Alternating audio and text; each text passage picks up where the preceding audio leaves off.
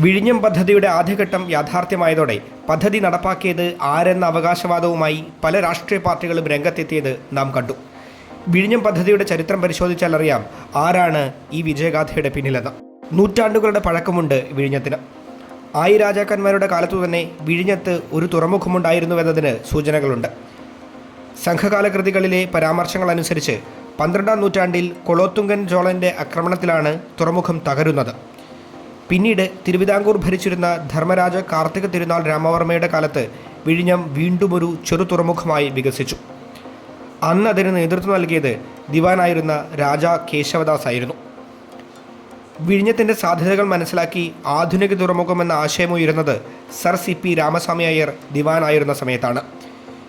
തിരുക്കൊച്ചി ലയനത്തോടെ ആ പദ്ധതി അപ്രസക്തമായി.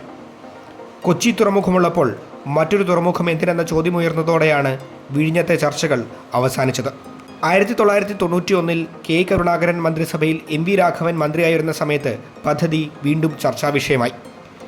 പിന്നാലെ വന്ന EK നയനാർ മന്ത്രിസഭയും പദ്ധതിക്ക് വേണ്ടി പ്രവർത്തിച്ചു.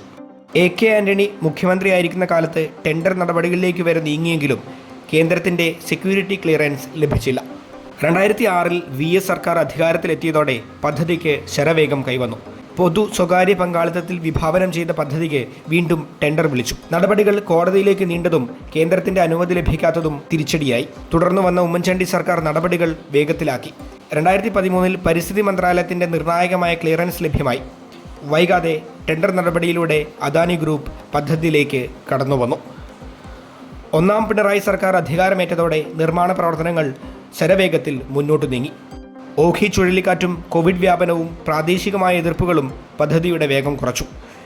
എന്നാൽ നിശ്ചയദാർഢ്യവും കരുത്തുറ്റ തീരുമാനങ്ങളും പിൻബലമായതോടെ കേരളത്തിൻ്റെ സ്വപ്ന പദ്ധതി യാഥാർത്ഥ്യമായി. രാജാക്കന്മാരിൽ നിന്നും തുടങ്ങി തിരുവിതാംകൂർ ഭരണാധികാരികളിലൂടെ പരിണമിച്ച നൂറ്റാണ്ടുകളുടെ ചരിത്രമുണ്ട് വിഴിഞ്ഞത്തിന്. ആധുനിക തുറമുഖമെന്ന സ്വപ്നത്തിലേക്ക് കേരളം നടന്നെടുത്തത് നിരവധി നേതാക്കളുടെയും ഉദ്യോഗസ്ഥന്മാരുടെയും നിശ്ചയദാർഢ്യം കൊണ്ടാണ്. K. Karunakaran, EK Nayanar, AK Antony, VS Achuthanandan, Oommen Chandy, Pinarayi Vijayan തുടങ്ങി മാറി മാറി വന്ന മുഖ്യമന്ത്രിമാരെല്ലാം ഈ വിജയത്തിനു പിന്നിൽ പ്രവർത്തിച്ചിട്ടുണ്ട്. അധികാരം മാറുമ്പോൾ മുൻ സർക്കാർ കൊണ്ടുവന്ന പദ്ധതികൾക്ക് തുരങ്കം വയ്ക്കുകയെന്ന പതിവ് ഇവിടെ ആവർത്തിച്ചില്ല. മുന്നണികളും നേതാക്കന്മാരും കേരളത്തിൻ്റെ നന്മയ്ക്കായി കൈകോർത്തു. അവിടെ കൈവന്നത് അസുലഭമായ വിജയം. ഇതൊരു മാതൃകയാണ്. നമ്മുടെ സ്വപ്ന പദ്ധതികളൊക്കെ ഇതേ പാതയിൽ മുന്നേറുമെന്ന് പ്രത്യാശിക്കാം.